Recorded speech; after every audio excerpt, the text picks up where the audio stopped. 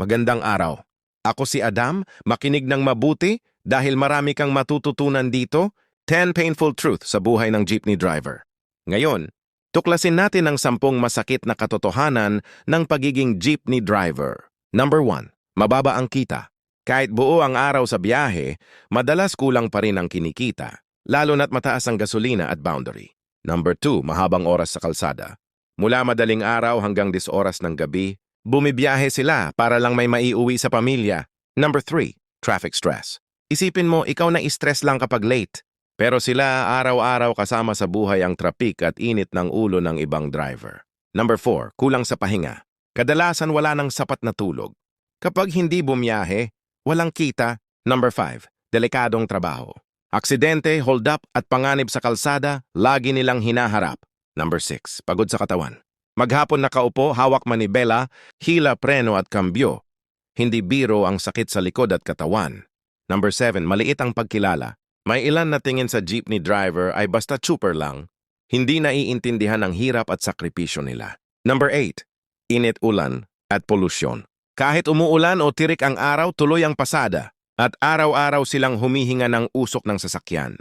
Number 9, hirap sa boundary system. Bago pa kumita para sa pamilya, kailangan munang kumita para sa operator at gasolina. Number 10, walang kasiguraduhan sa kinabukasan, walang retirement plan, walang permanenteng benepisyo. Kung hindi makabiyahe, wala ring kita. Mga kaibigan, jeepney drivers are not just drivers. They are unsung heroes ng kalsada. Dahil sa kanila, nakararating tayo sa trabaho, paaralan, at iba't ibang destinasyon.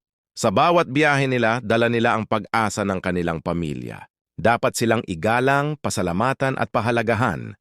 Come to me, all you who are weary and burdened, and I will give you rest. Matthew 11:28. Katulad ng jeepney driver na laging naghahatid ng pasahero, si Jesus din ang nag-aalok na ihatid tayo sa tamang daan patungo sa kaligtasan.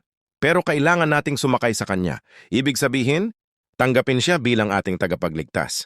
Hindi sapat ang sariling diskarte para makarating sa langit. Kailangan natin si Kristo.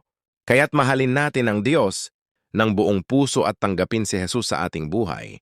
Siya ang driver ng ating kaligtasan.